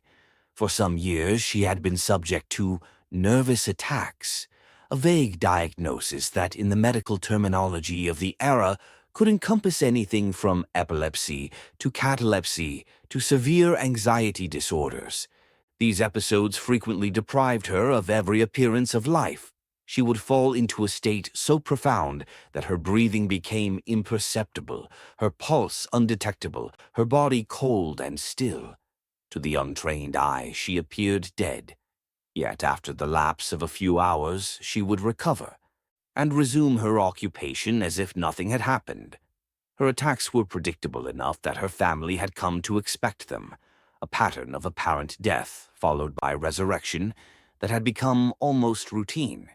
But routine can breed complacency, and complacency can lead to tragedy. An attack that lasted too long. Then came the day when the pattern broke. One of Eliza's nervous attacks lasted far longer than any before it. The hours stretched into what seemed like an eternity. Her family, watching over her still form, grew increasingly alarmed. They called in a medical man from the neighborhood, a physician who examined her with the tools available to him, checking for breath, for pulse, for the flicker of consciousness. Finding none, he pronounced her dead. The family, devastated, accepted the verdict. There was no reason to doubt the physician. Eliza had suffered from these attacks for years, and this one had simply proved too much. She was sewn up in a close shroud, according to the barbarous custom of the country, and laid upon the bedstead to await burial. The preparations for the funeral began, but one person refused to accept what everyone else believed to be true. The friend who would not give up. Amongst those who came to condole with the bereaved parents was a particular friend of Eliza, a young woman of her own age. This friend had known Eliza for years, had witnessed her previous attacks, and had seen her recover when everyone else had given up hope. Something told her that this time was no different. Perhaps it was instinct, perhaps it was love, perhaps it was simply the refusal to accept the finality of death. The young woman was anxious to take a last look at her friend. She unwrapped the shroud and gazed upon Eliza's face. Then, moved by an impulse she could not explain, she imprinted a kiss upon her cheek. And then she felt something. While she was kissing her, she fancied that she felt her breath. The sensation was faint, barely perceptible, perhaps nothing more than the product of a grief-stricken imagination. but the young woman refused to let it go. She repeated her caresses, pressing her lips to Eliza's cheek again and again, searching for the faintest sign of life. And then, being shortly assured of the fact of her friend not being dead, she applied her mouth to that of the girl. The kiss of life. What followed was nothing short of a miracle. The young woman applied her mouth to Eliza's, breathing into her, willing her back to life, and, in a short time, the latter was restored to life. Eliza Roy, who had been sewn into her shroud and laid out for burial, opened her eyes and returned to the world of the living. The story of Eliza Roy was later preserved in the annals of premature burial literature. It was recounted in medical journals, republished in newspapers, and cited by reformers who argued for more careful diagnosis and the prevention of premature interment. In 1872, the Nelson Examiner and New Zealand Chronicle reprinted the account under the heading "Dangers of Premature Burial," noting that the woman narrowly escaped being buried alive. The friend's act of devotion, a kiss that detected breath and then became a lifeline, had saved a young woman from the horrors of the grave. Eliza Roy had been restored to life by a love that refused to let go. The medical context Eliza Roy's case illustrates the diagnostic uncertainty that plagued 19th-century medicine. Without the tools we take for granted today, stethoscopes, electrocardiograms, brainwave monitors, physicians relied on crude indicators of death. The absence of visible respiration or a palpable pulse was often considered sufficient proof. But, as Eliza's case demonstrates, these indicators could be misleading. A person in a cataleptic trance could appear dead to all but the most careful observer. The condition that affected Eliza, sometimes called catalepsy, sometimes called a trance state, was common in the 19th century. It could be caused by a wide range of factors: severe infection, emotional trauma, childbirth complications, or exposure to diseases. In her case, the nervous attacks she experienced may have been a form of epilepsy or a conversion disorder that mimicked death. When the friend's breath and kisses triggered a response, she was able to break free of the trance and return to full awareness. A final reflection. Eliza Roy's story is the ultimate testament to the power of human connection. It was not a safety coffin, not a waiting mortuary, not a reformer's campaign that saved her. It was a friend who refused to believe the worst, who trusted her instincts, who kissed her friend back to life. The story reminds us that sometimes the most powerful medicine is not technology or procedure, but love, devotion, and the refusal to give up on someone. As we close this collection of stories, let us remember Eliza Roy, the girl who was kissed back to life, and all those who have been saved from the horrors of the grave by the devotion of those who refused to let go.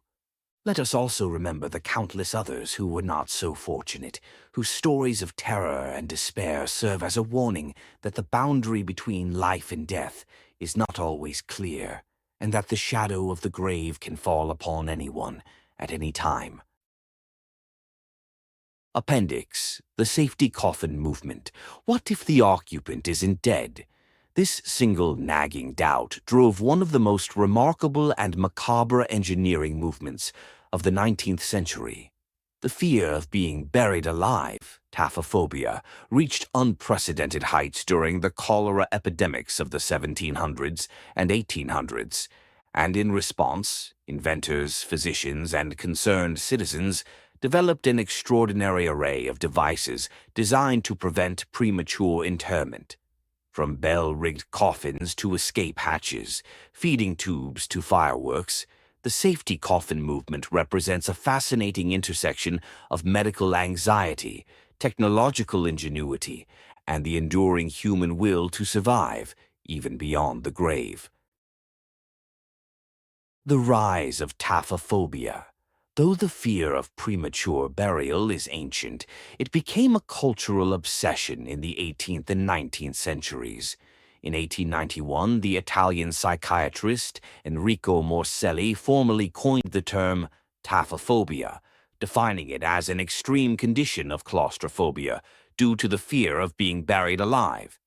The fear was not irrational. In an era before definitive medical tests for death, conditions such as hysterical paralysis, catalepsy, cardiac arrhythmias, and infectious diseases could all mimic death with chilling accuracy. Putrefaction was considered the only certain proof of mortality, a grim standard that offered no comfort to the living. The medical uncertainty was compounded by cultural practices. In many places, burial followed death within hours, particularly during cholera outbreaks, when the rush to dispose of bodies could lead to fatal errors. The English reformer William Tebb collected accounts of 219 cases of near-live burial, 149 actual live burials, and 10 cases of live dissection.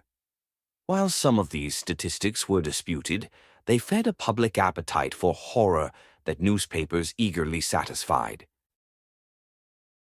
Famous figures who feared the grave. The fear of premature burial was not confined to the superstitious or uneducated. Some of the most celebrated figures of the age left explicit instructions in their wills to prevent premature interment. George Washington, the first President of the United States, requested that his body not be buried until 3 days after his death.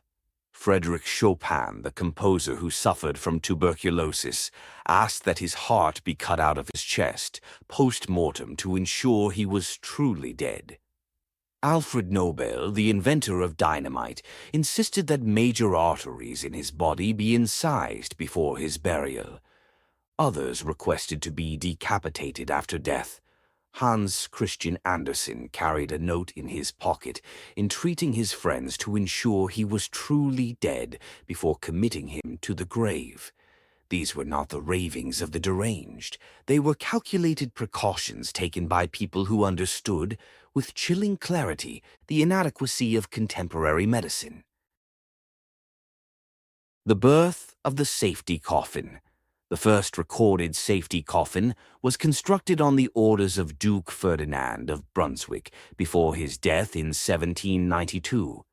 His design featured a window to allow light in, an air tube to provide fresh air, and a lock instead of nails on the coffin lid. In a special pocket of his shroud, he placed 2 keys, one for the coffin lid and a second for the tomb door. If he revived, he could unlock his way to freedom. From this starting point, inventors around the world began developing their own safety devices. By the late 19th and early 20th centuries, the majority of safety coffin patents were issued. Over time, nearly 100 different safety coffin designs were patented, each offering its own solution to the twin problems faced by the prematurely buried: how to stay alive and how to signal for help. How safety coffins worked. Signaling systems. The most common feature of safety coffins was some type of communication device that would alert those above ground if the occupant revived. A rope would be connected to the hand or wrist of the interred person, leading through a tube to a bell, flag, or even a firework on the surface. If the person woke up, they could pull the rope and attract attention. Some elaborate designs replaced the flag with fireworks or firecrackers, though once they had been let off, there was no way to reload. One Victorian newspaper described one of the most curious inventions of 1868, designed by Monsieur Vester, a German.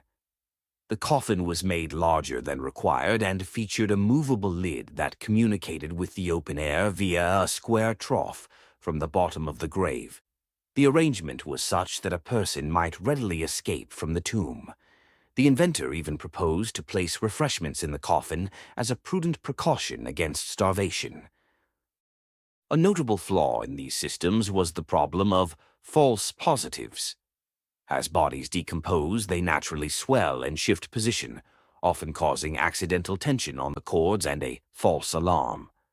Gravediggers who repeatedly answered bells only to find rotting corpses quickly grew skeptical of the devices.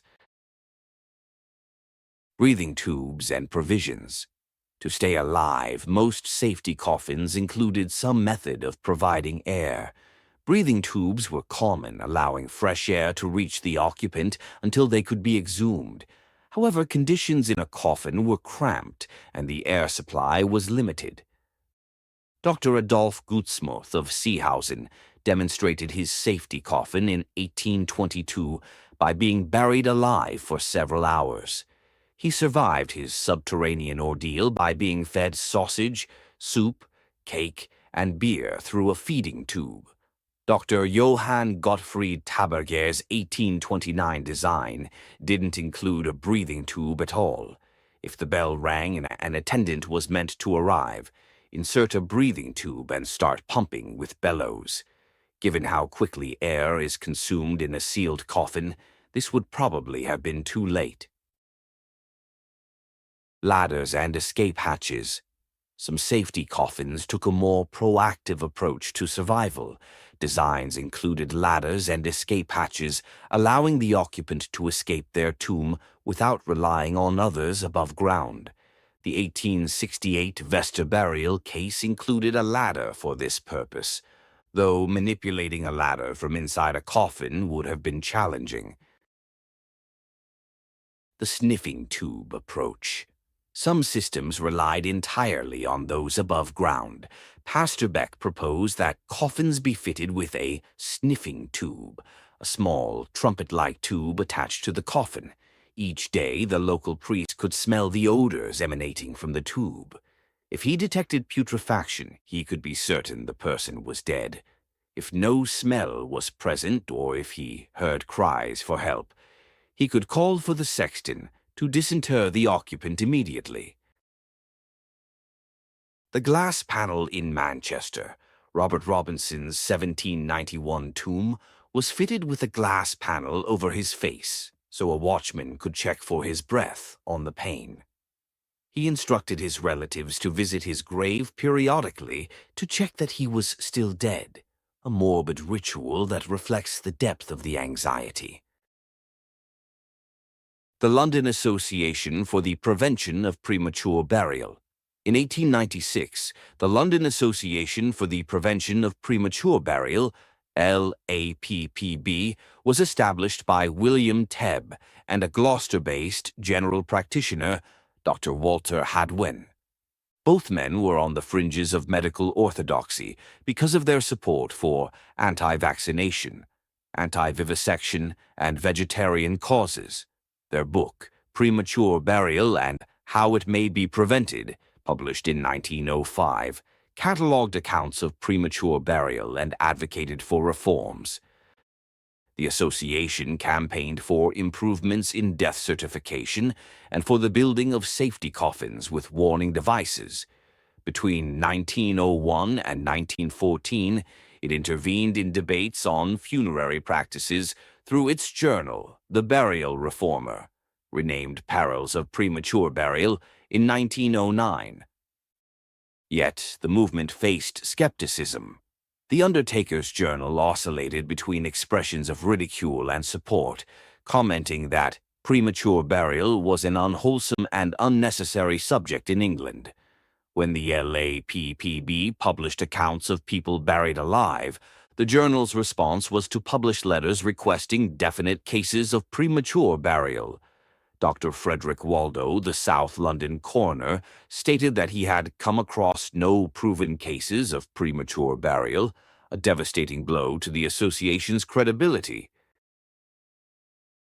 Did safety coffins ever save anyone?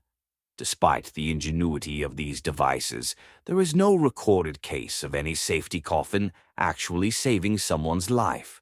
The overwhelming majority of people who were buried alive did not have access to these expensive contraptions, which were purchased primarily by the wealthy. Moreover, even if a person revived and activated the signaling device, the time required for a watchman to arrive, dig up the grave and open the coffin was often too long for the occupant to survive. The fate of Count Michel de Corniche-Corniche's Le Carnitze device illustrates the problem. When he tested it on an assistant, the signaling system failed, and a breathing tube was only inserted just in time. This proved the death blow for his design. The legacy of the safety coffin. Though the safety coffin movement never achieved its goal of preventing premature burial, it reflected a profound cultural anxiety that shaped burial practices for generations. The devices themselves have become historical curiosities, reminders of an era when the line between life and death was perilously thin. Today, safety coffins are still being developed, though they feature much more technical equipment, intercom systems, and heart monitors. The modern equivalent of taphophobia is the fear of having organs harvested from a patient who is still alive. The technology has changed, but the anxiety remains. We are still terrified of being trapped, powerless, and mistaken for dead. As one engineer noted, the great thing about a coffin is that the owner/occupier is usually far beyond safety concerns. But during the 19th century, no one could be entirely sure.